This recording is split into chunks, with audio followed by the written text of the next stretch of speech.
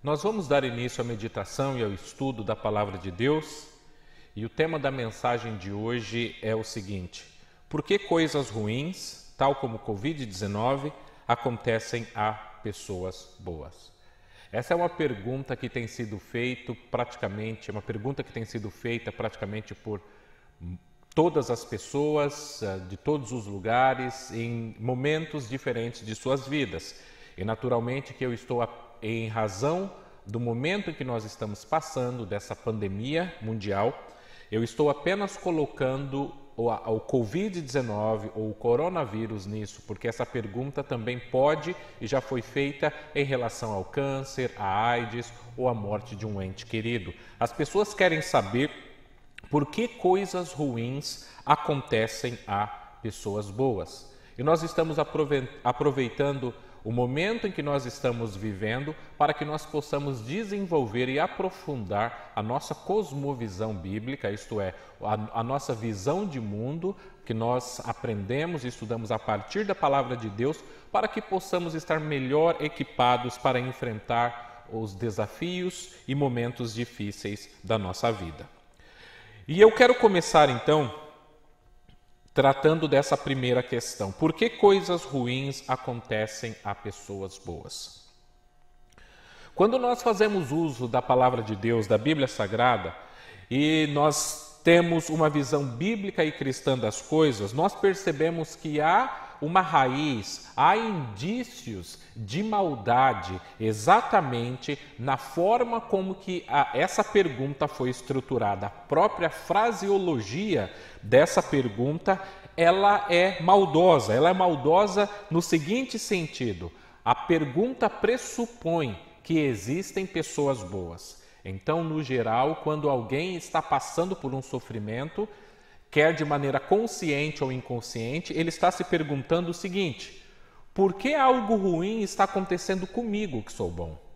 O que essa pessoa está querendo dizer ou expressar é que ela não acredita que ela deveria estar sofrendo, que ela não merece estar sofrendo. Ou ainda, em outras palavras, ela é uma pessoa boa, ela é uma pessoa perfeita e que naturalmente aquele sofrimento, aquela dor, aquela angústia que aquela pessoa está passando é algo que ela não merece passar. E isso é propriamente uma prova de que nós não somos pessoas boas. Nós podemos também avaliar essa questão sob o seguinte prisma: existem pessoas boas? E para responder isso, eu gostaria de convidar você para que você abra sua Bíblia no Evangelho de Marcos, capítulo 10, e nós iremos ler dois versículos, os versículos 17 e 18. Marcos, capítulo 10, 17 e 18, que dizem assim: quando Jesus ia saindo, um homem correu em sua direção, pôs-se de joelhos diante dele e lhe perguntou: bom mestre, que farei para herdar a vida eterna? Respondeu-lhe Jesus: por que você me chama bom? Ninguém é bom a não ser um, que é Deus. Veja a resposta clara, direta, objetiva, sem rodeios da parte de Jesus. Por que você me chama bom? Não existe ninguém bom a não ser um, que é Deus. Nessa resposta de Jesus, nós podemos ver, portanto, que não existem pessoas boas. Nós confundimos as coisas, ou de uma outra maneira, nós usamos uma categoria de bondade que é diferente da categoria de bondade que se refere a Deus. Uma frase que pode explicar e explicitar isso é uma frase do escritor C.S. Lewis. Ele diz o seguinte: não use palavras grandes demais para o assunto. Não diga infinitamente quando você quer dizer muito. Caso contrário, não terá nenhuma palavra adequada quando quiser falar sobre algo realmente infinito. O que ele quer dizer? Quando nós estamos usando adjetivos ou palavras para descrever as pessoas, muitas vezes nós não nos damos conta, nós não percebemos que nós usamos uma palavra que realmente não significa aquilo para definir uma pessoa. Veja que nós temos o costume de dizer que Deus é bom. E ao mesmo tempo nós costumamos dizer que a nossa mãe é boa, que o nosso pai é bom, que o nosso filho é bom. Veja, nós estamos colocando o meu filho é bom na mesma categoria, Deus é bom. Ou nós estamos colocando a nossa esposa, minha esposa é boa, ou a mulher dizendo ao seu marido, o meu marido é bom, na mesma categoria que Deus. Portanto, nós precisamos ter isso em mente, que quando nós falamos de bondade, a bondade ou a palavra que define a bondade para Deus não é a mesma palavra com a mesma carga semântica ou explicação para se referir a nós humanos. Sim, nós costumamos usar a palavra tal pessoa é boa, mas nós precisamos ao menos ter em mente que quando dizemos que alguém é bom, esse bom não está na mesma categoria, na mesma profundidade, na mesma beleza da bondade de Deus. É por isso que os estudiosos dizem que Deus ele é o supremo bom. Não vamos pensar que a bondade que nós referimos aos homens é o mesmo tipo, categoria de bondade que se refere a Deus. Ainda que nós utilizemos palavras iguais, o significado para a bondade de Deus e a bondade para os homens são coisas totalmente distintas. Mas veja que Jesus deixou claro, ninguém é bom a não ser um que é Deus. Isso naturalmente fala comigo e com você. O nosso pai, a nossa mãe, a nossa esposa, o marido, filhos, eles possuem atos de bondade, mas por que Jesus falou que não existe nenhum que é bom a não ser Deus? Porque nós não somos capazes de avaliar o interior das pessoas, nós não temos a capacidade de avaliar as intenções e as motivações que estão por trás de atitudes boas. Ainda que eu possa dar um presente a uma pessoa, ainda que eu possa cuidar de alguém que está doente e aquilo é visto exteriormente como uma ação boa, aquilo necessariamente não pode ser uma ação boa no meu coração. E Deus é a única pessoa que tem essa capacidade de sondar, de avaliar e ver as motivações dos nossos corações, porque mesmo em atitudes boas, que ao mundo parecem ser boas, Deus consegue ver e enxergar ali indícios de maldade, de orgulho, de inveja e de segundos interesses.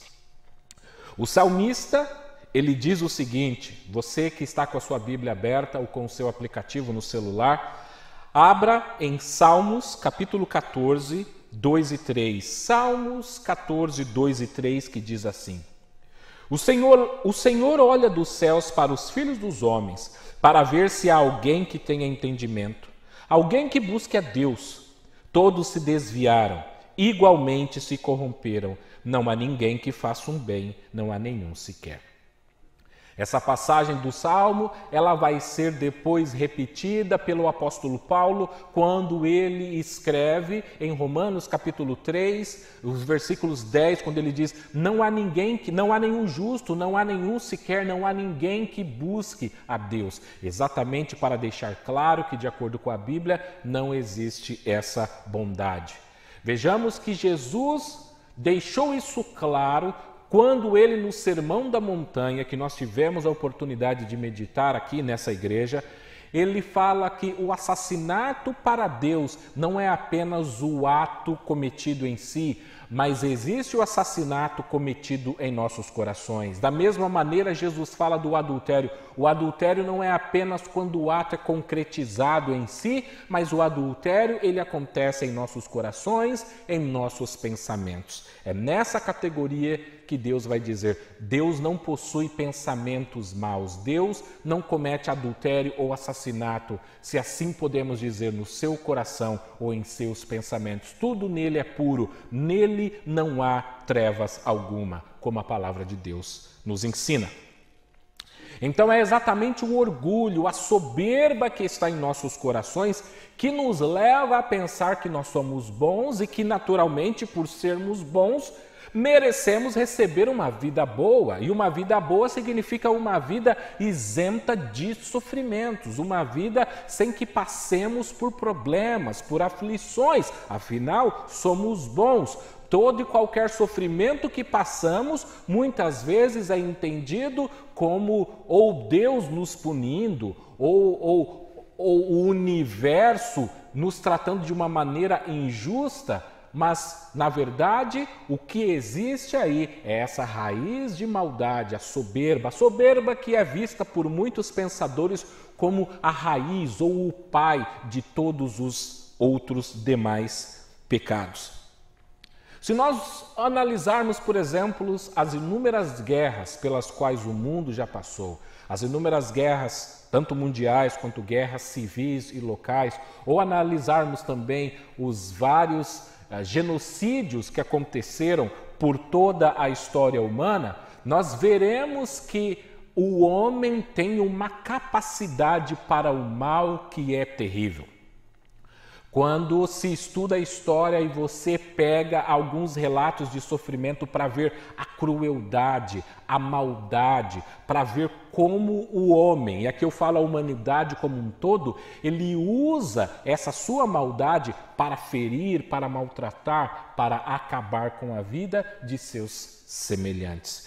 E ao ler e meditar sobre vários livros de histórias, aqueles que tratam de genocídios especificamente, nós vemos como o relato de sobreviventes, pessoas que sobreviveram a ataques de grandes ditadores, ataques de homens, de militares maus, como eles falam a capacidade que há no homem, do homem fazer maldade. E é exatamente a graça de Deus que atua no mundo, impedindo para que o homem não seja tão mau, tão ruim quanto ele pode ser. Mas o fato do homem não ser tão mau e tão ruim quanto ele pode ser, e às vezes ele é, isso não nos coloca ou nos qualifica na qualidade de bom, pelo menos não no mesmo nível da bondade que nós estamos falando e se referindo a Deus.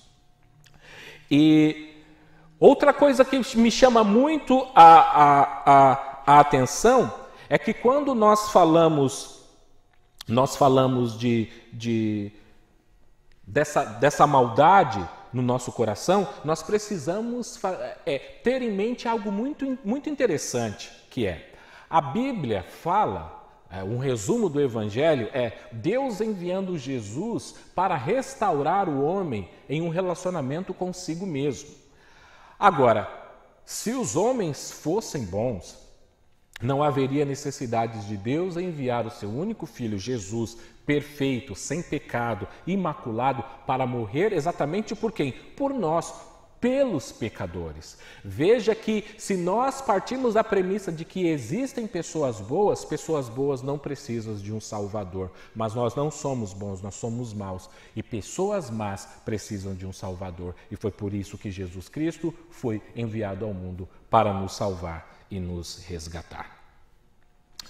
A segunda pergunta, ainda relacionada com todo esse tema que nós estamos tratando aqui, é a seguinte: o cristianismo ensina a ausência de sofrimento? Ou, colocando em outras palavras, a partir do momento que eu passar a ser cristão, a Bíblia diz, garante, a Bíblia ensina, prega que nós não iremos mais sofrer? E da mesma maneira que a resposta é não para a primeira pergunta, existem pessoas boas? Não. A resposta também aqui é não. O cristianismo não ensina a ausência de sofrimento. E esse entendimento, ele é válido tanto para não cristãos, como para aqueles cristãos que possam ter uma visão equivocada do próprio cristianismo. Algumas pessoas vêm com a ideia de que ao participarem de uma igreja, ao nascerem de novo, elas não vão mais sofrer. E eu digo isso para você, não é isso que a palavra de Deus ensina. E alguns cristãos, principalmente aqueles que são novos na fé, que estão engatinhando na fé, alguns até às vezes pensam em parar, em deixar a caminhada exatamente porque ao enfrentarem o sofrimento, a adversidade, eles começam a ver uma incompatibilidade naquilo que eles acreditavam, ou seja, de que viveriam uma vida feliz, alegre e isenta de sofrimentos, mas quando eles passam por sofrimentos, eles começam a pensar, então não vale a pena seguir a Deus, seguir a Jesus, não vale a pena estar na igreja porque eu continuo sofrendo. E isso é resultado de um entendimento equivocado da palavra de Deus. Por exemplo, Jesus Cristo, ele disse em João 16:33, neste mundo vocês terão aflições, contudo, tenham ânimo, ou dependendo da tradução, tenham de bom ânimo, eu venci o mundo. Que fique claro que para um leitor atento da palavra de Deus, a Bíblia, ela trata do sofrimento do início da Bíblia até o final da Bíblia. Nós podemos fazer uma linha do início ao fim da Bíblia, traçando todo o sofrimento. Nós vemos que a partir do momento em que Adão e Eva pecam, o pecado traz esse sofrimento ao mundo. Nós lemos ali acerca do primeiro assassinato, quando Caim mata Abel, e nós veremos que o seu irmão tinha apresentado um sacrifício lindo, perfeito a Deus, e o seu irmão, com inveja, vai lá e lhe mata. Ou seja, o sofrimento de uma pessoa que perde a sua vida é em razão da inveja, do orgulho do seu irmão. Não apenas isso, a Bíblia fala para nós de uma das histórias mais bonitas e conhecidas, a história de José, sobre o sofrimento que José passou e o sofrimento causado pelos seus próprios familiares. A Bíblia também relata em diversas partes da Bíblia quantas mulheres sofreram por não serem capazes de dar à luz, ou seja, mulheres que sofreram com a sua esterilidade, mulheres que sofreram e morreram ao dar à luz, e até mesmo mulheres que sofreram ao serem violentadas, conforme a Bíblia relata no caso de Diná, a filha de Jacó. Nós temos ainda, talvez, o livro mais conhecido por tratar do sofrimento, que é o livro de Jó, em que Jó passa por todo tipo de sofrimento, e talvez o sofrimento que mais me chama a atenção é o fato dele ter perdido em um mesmo dia seus 10 filhos. Então, se nós agora sairmos do Antigo Testamento e irmos para o Novo Testamento, nós veremos que a linha do sofrimento continua por toda a história bíblica. Nós vamos ver o quanto Jesus padeceu e sofreu por mim e por você. E esse mesmo sofrimento de Jesus agora também é retratado na vida dos apóstolos. Quando nós estudamos a Bíblia e a história, a tradição da igreja, nós veremos que daqueles 12, ou dependendo de como você colocar, daqueles 13 discípulos, seguidores de Jesus, apenas João não foi martirizado, todos os demais enfrentaram grandes sofrimentos e tiveram a sua vida ceifada através do sofrimento de pessoas que queriam lhe fazer mal. Portanto, essa ideia de que ao ser cristão nós iremos viver uma vida isenta de sofrimento não é o que a palavra de Deus nos ensina. Aliás, eu vejo nisso uma mudança de paradigma, uma mudança de entendimento. Talvez hoje os cristãos dessa época, ou dependendo do local em que os cristãos vivam, eles desenvolveram esse entendimento errado e equivocado de que ser cristão é ter uma vida livre e isenta de sofrimentos. E nós veremos que no início da igreja, a igreja primitiva, ela tinha um entendimento totalmente diferente do entendimento que muitas pessoas têm hoje. A igreja sabia que iria sofrer, a igreja sabia que iria padecer perseguições, e a igreja estava então melhor preparada, porque ela sabia que quando aquele sofrimento viesse, eles deviam estar cada vez mais confiando, depositando a sua fé naquele que pode nos sustentar, que é Deus, na pessoa de Jesus Cristo. O capítulo 5 do livro de Atos 5:41, retrata que quando alguns daqueles discípulos passaram por sofrimento, a maneira como eles reagiram. Os apóstolos saíram do sinédrio, alegres por terem sido considerados dignos de serem humilhados por causa do nome. Veja que os apóstolos aqui, eles estão se sentindo alegres por terem sido considerados dignos de serem humilhados por causa do nome. E o nome aqui, naturalmente, fazendo menção ao nome de Jesus Cristo. Meus amados irmãos e irmãs, vejam que eles se alegraram. O apóstolo Paulo agora, escrevendo na 2 de Timóteo, capítulo 3, versículo 12, ele diz assim: de fato, todos os que desejam viver piedosamente em Cristo Jesus serão perseguidos. O irmão de Jesus Cristo, Tiago, no capítulo 1, versículos 2 e 3, ele diz assim: meus irmãos, considerem motivo de grande alegria o fato de passarem por diversas provações, pois vocês sabem que a prova de sua fé produz perseverança. Então, a ideia de que ser cristão é ter uma vida isenta de sofrimento, de dores, de aflições, ela é equivocada.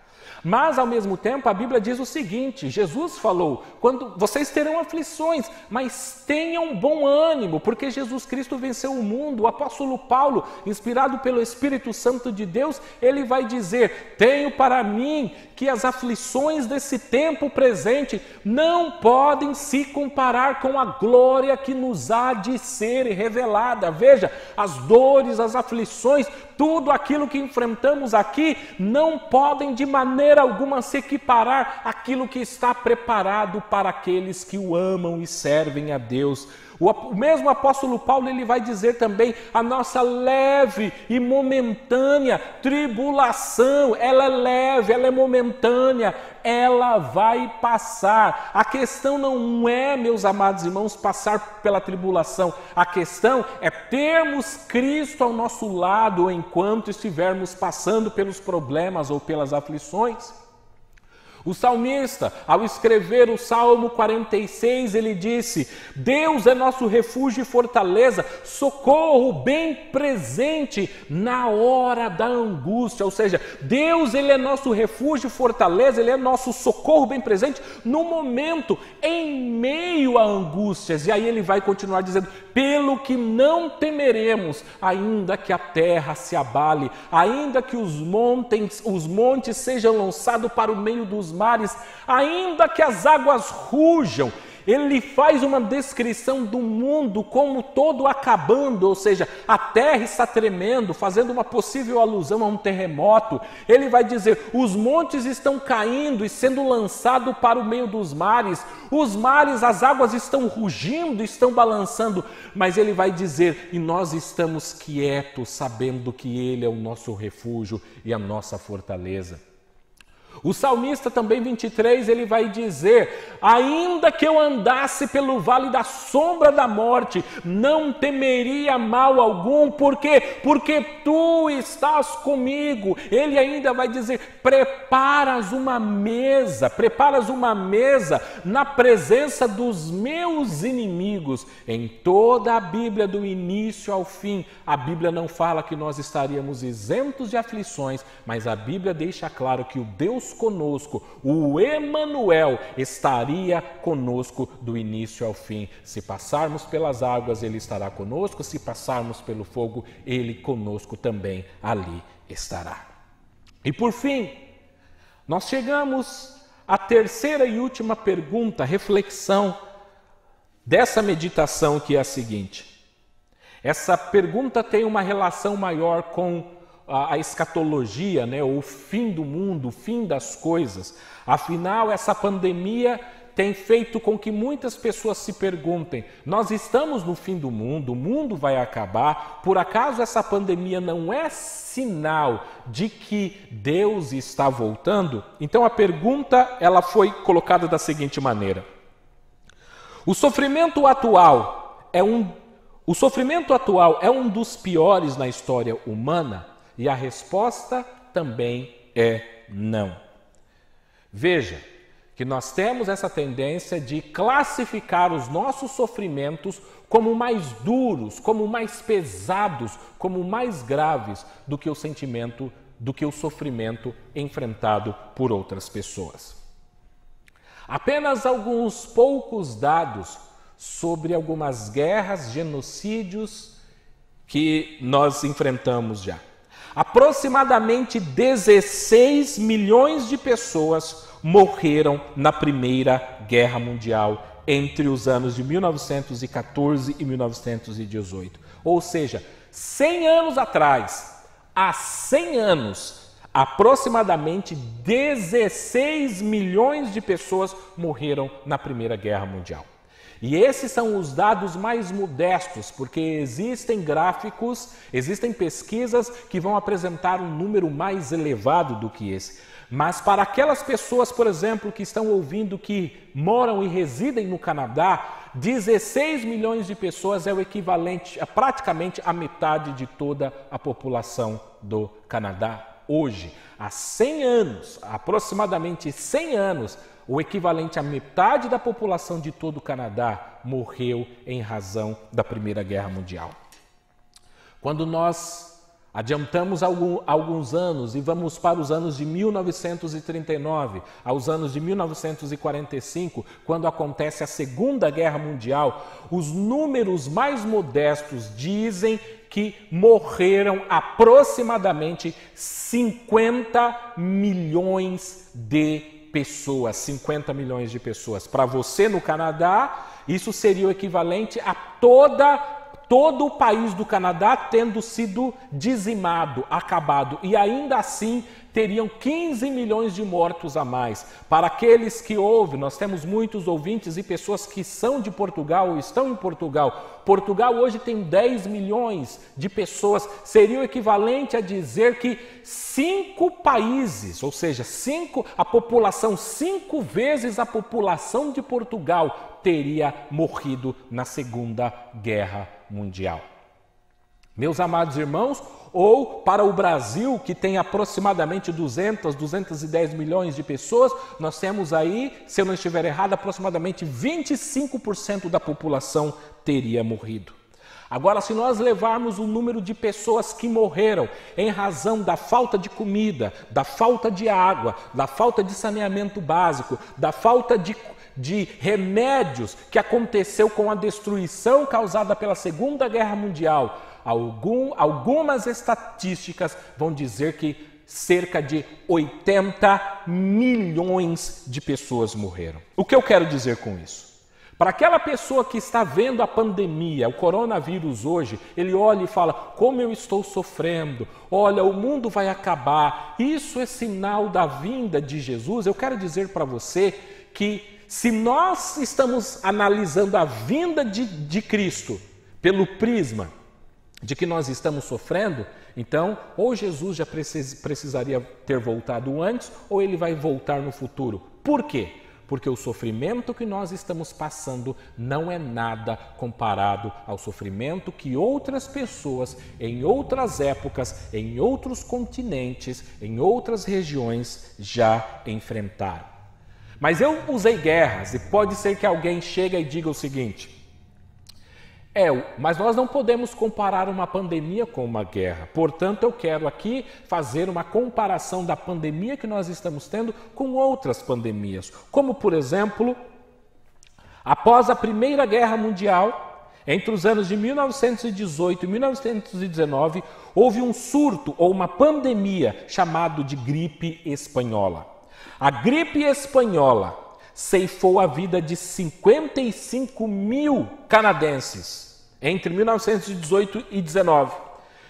Retirou a vida de 35 mil brasileiros. Se nós compararmos a pandemia da gripe espanhola com o dia de hoje, em termos comparativos, se a gripe espanhola tivesse acontecido nos dias de hoje, estima-se que morreriam entre 200 milhões a 425 milhões de pessoas. Ou seja, o que nós enfrentamos hoje com o coronavírus não é nada comparado com a gripe espanhola que aconteceu há aproximadamente 100 anos atrás. Portanto, Eu não quero com isso dizer que o sofrimento que você possa estar passando não seja real. O sofrimento é real e muitas pessoas estão sofrendo muito, e esse sofrimento nós precisamos nos compadecer desse sofrimento. Mas nós não podemos utilizar o sofrimento que nós estamos passando para dizer que nós estamos passando pelos maiores sofrimentos do mundo e que o mundo vai acabar em razão disso. Só diz isso aquele que tem um conhecimento parco da história, não só da história mundial, ou até mesmo da história do seu país. Eu quero ainda apresentar uma outra pandemia, ou uma peste, chamada de peste negra, que foi talvez uma das piores pandemias que aconteceu na história. Entre os anos por volta de 1347 até 1353, a peste negra foi uma doença que atingiu quase toda a Europa. E cerca de 50 milhões de pessoas morreram. E isso foi o equivalente à metade ou um pouco mais da metade de toda a população europeia da época. Se nós tivéssemos que comparar, então, a pandemia que nós estamos vivendo hoje, o coronavírus, com a peste negra, o coronavírus, para ter o mesmo nível de gravidade, de morte, de mortandade, a pandemia de hoje precisaria matar aproximadamente 350 milhões de pessoas.